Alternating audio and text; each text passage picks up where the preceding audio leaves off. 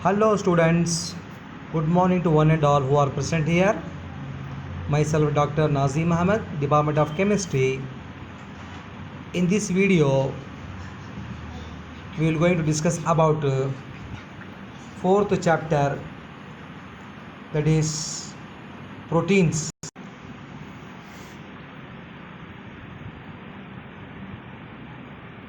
Proteins. Introduction, types of proteins, amino acids, classification of amino acids, structural organization of proteins, amino acid and bases, peptide bonds, dihedral angles, and hemoglobin and myoglobin. In this session, just we discuss about the basic introduction. Proteins are a class of biopolymers which probably affect every aspect of living organism. The term protein originates from the Greek word proteos, Proteos, meaning that is of first importance, and was coined by Dutch chemist G.T. Mulder in the year 1839 on suggestion of Swedish chemist Johannes J. Berzelius. Proteins are molecular machines, building blocks and arms of a living cell. Their major and almost sole function is enzymatic catalysis. The sole function is enzymatic catalysis of chemical conversion in and around the cell. Proteins are polymers. They are built up by amino acids that are linked into a peptide chain.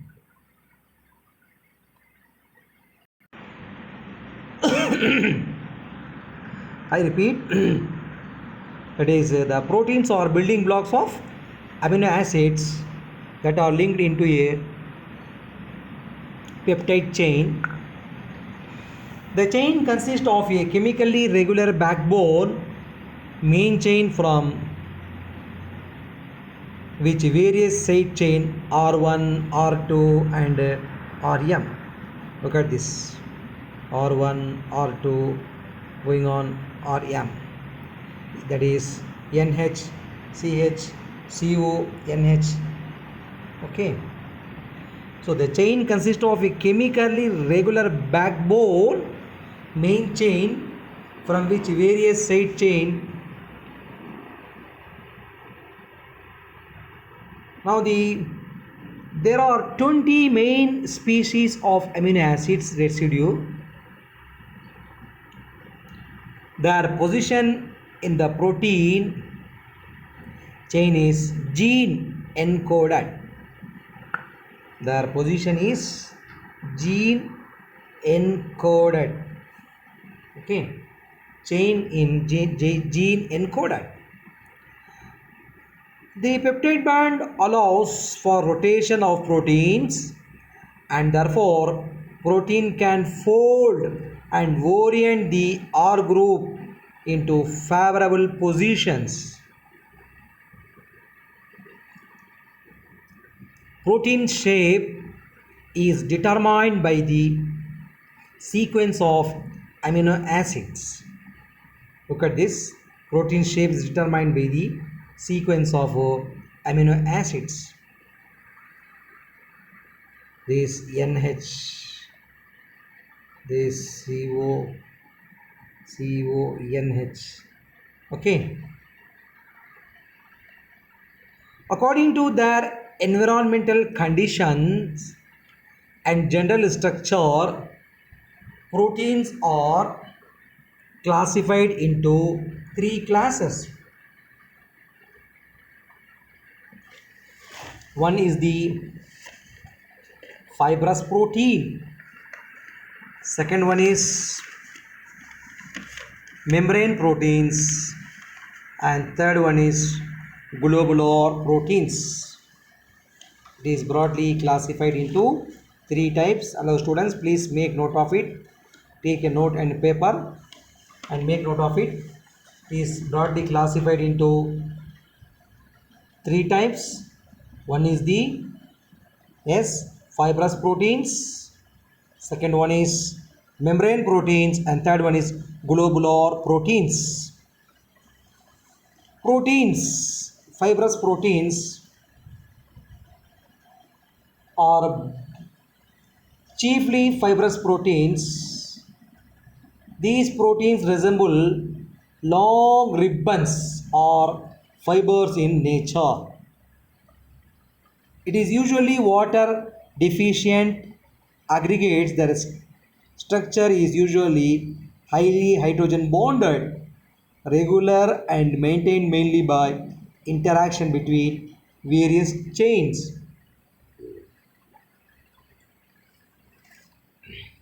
These tend to be insoluble. They are usually as components of the together types of tissues such as keratin of skin, okay, skin and hair and feathers, hairs and feathers. The collagen of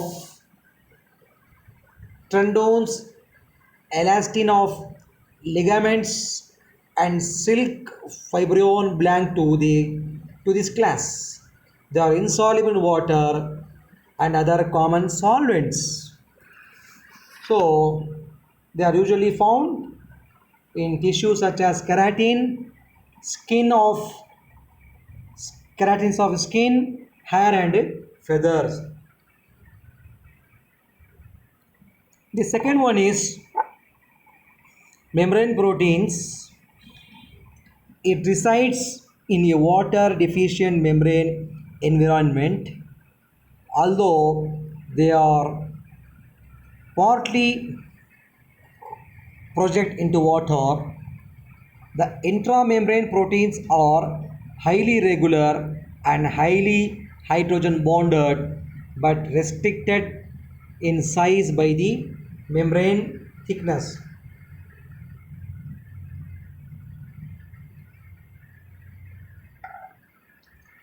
The third one is globular protein. These proteins are relatively spherical shape. They are relatively soluble. They are less regular and the structure is maintained by interaction of chain with itself and sometimes by chain interaction with cofactors. Now amino acids.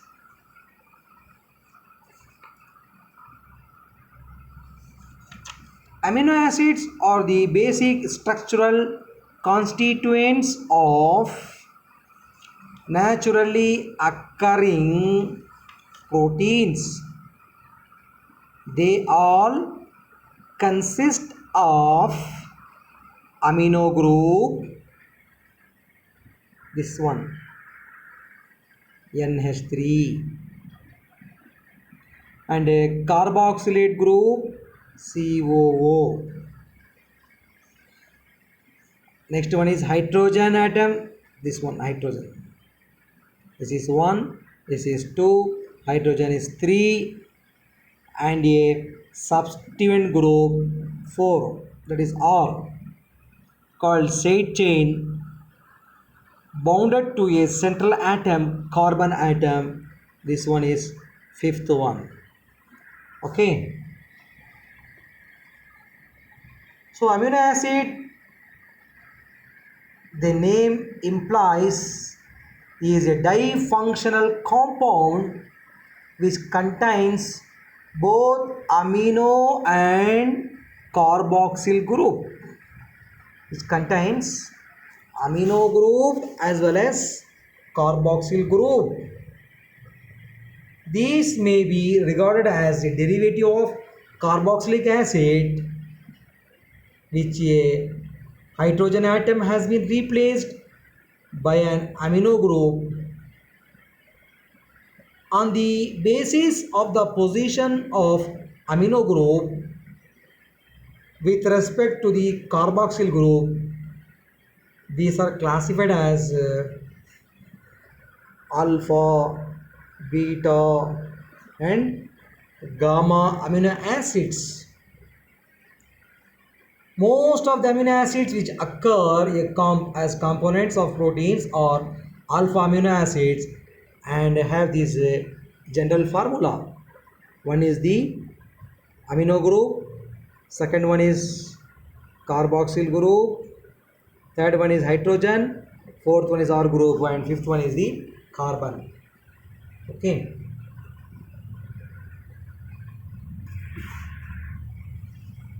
Now the classification of amino acids by R group. The amino acids are classified into 5 main classes based on the properties of their R group. These are, first one is non-polar.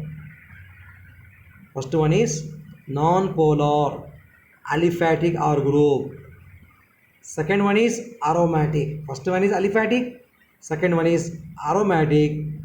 Third one is polar uncharged R group. Fourth one is positively charged. Fifth one is negatively charged. So there are 20 different types of amino acids. There are 20 different types of amino acids. So some of them are non-polar aliphatic proteins is glycine, alanine, proline, valine, leucine, isoleucine and methionine. Aromatic R group, look at this. This one is the first case we saw aliphatic group, remember. Now aromatic R group are phenyl alanine, triosine, tryptophan. So this is already marked in this light pink color for your easy understanding. Aromatic R group. Now the polar uncharged R group are serine. Look at the CH2OH. Similarly, threonine, cysteine, asparagine and glutamine.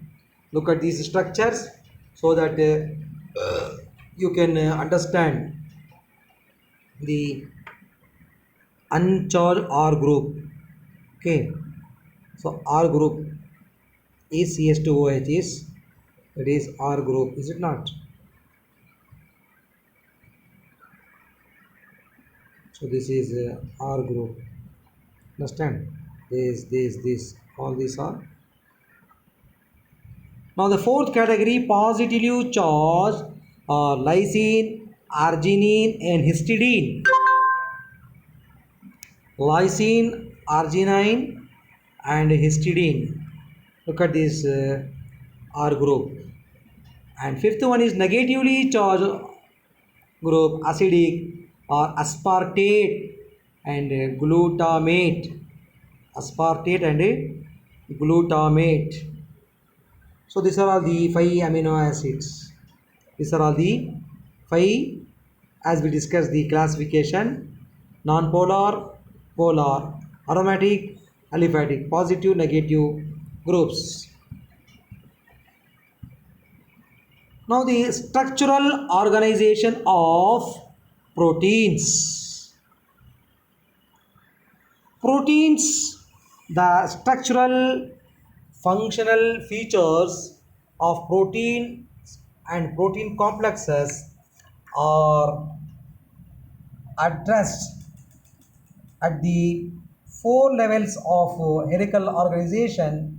These are, as you studied in your lower classes, primary structure, secondary structure, tertiary structure, and the fourth one is quaternary structure. So these ideas already you discussed in your, I think, third BSc organic chemistry itself in the fifth semester. Once again I am repeating so that we next class will pass on to the synthesis of peptides as is in your, as per your syllabus. So primary, look at the structure, amino acid. Second one is, you know very well, secondary structure is in the form of spiral, that is alpha helix. That tertiary structure and a quaternary structure. Primary structure, a description of all covalent bonds, mainly peptide bonds and disulfide bonds linking amino acids and residue polypeptide chain. It's a primary structure. The most important element of primary structure is the sequence of amino acid residue. Look at these peptide bonds and sulfide bonds. Okay, peptide bonds and sulfide bonds. Whereas in the secondary structure refers to particularly stable arrangements of amino acid residue giving rise to recurring structural patterns. Recurring structural patterns. Whereas the tertiary structure describes all aspects of the three-dimensional folding of a polypeptide. It's look like a folded, okay, it's like a folded. And quaternary structure, the quaternary structure, the fourth category, when a protein has two or more polypeptide subunits, their arrangements in aspect refers to a quaternary structure. So the primary structure mode of linkage of the amino acids is proteins is the peptide bond formed by the reactions of the carboxyl group of amino acids with the amino group of another is indicated in this primary structure.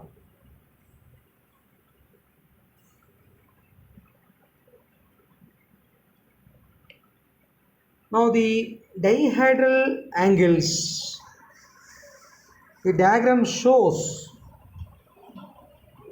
a polypeptide chain with a side group, mainly main chain angle, backbone, dihedral,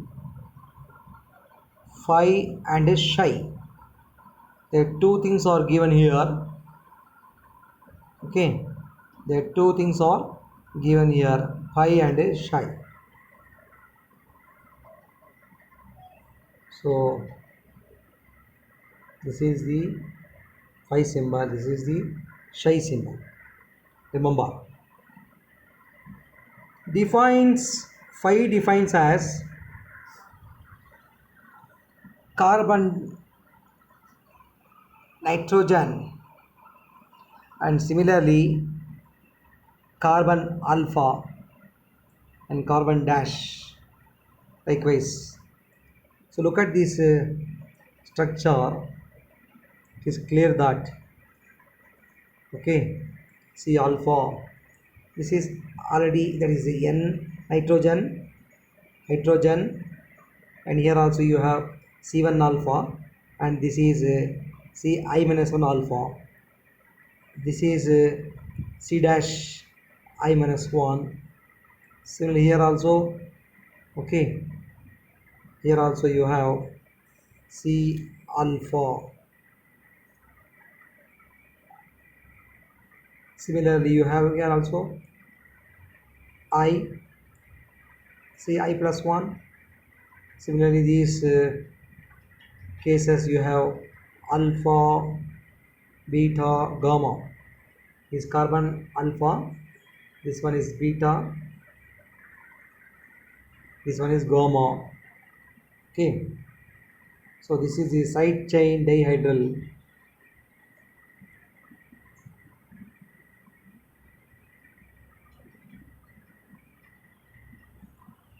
Now the alpha helix.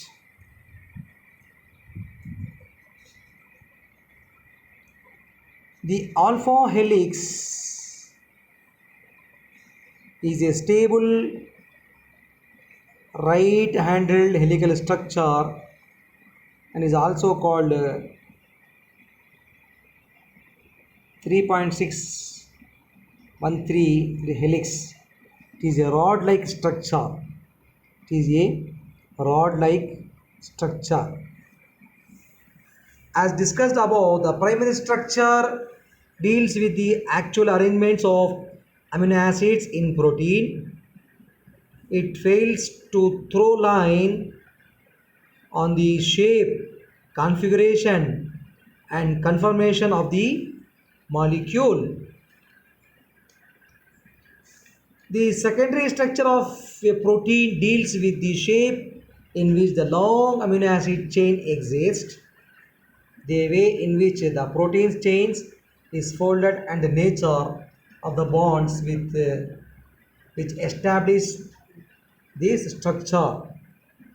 The protein, especially globular, indicate a coiled structure. A coiled structure. Okay, coiled structure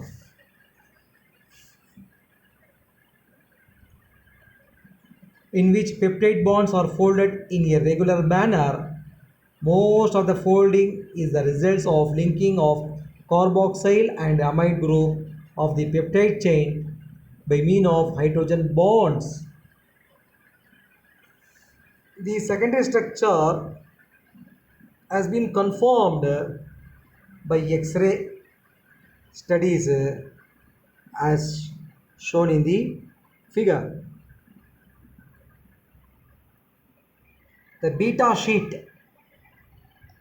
The beta sheet structure and results from the intermolecular hydrogen bonds, not intramolecular, and please make note of it, intermolecular hydrogen bonds between hydrogen and C double bond O. Look at this.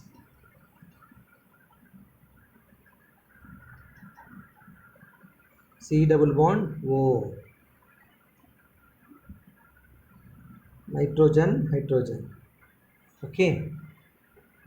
Perpendicular the standard axis. Perpendicular to the standard axis. So this is the alpha helix and beta helix sheet.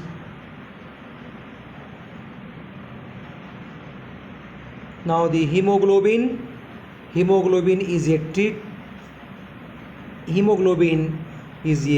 tetramer composed of two types of closely related subunits alpha and beta. So this is the alpha chain, this is the beta chain. Okay, hemoglobin is a tetramer composed of two types of closely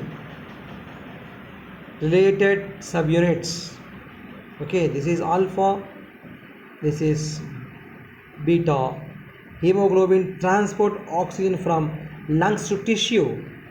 As you know, hemoglobin is hydrophilic. Look at this 2 units and these 2 units. Structure of heme group of hemoglobin. Look at this.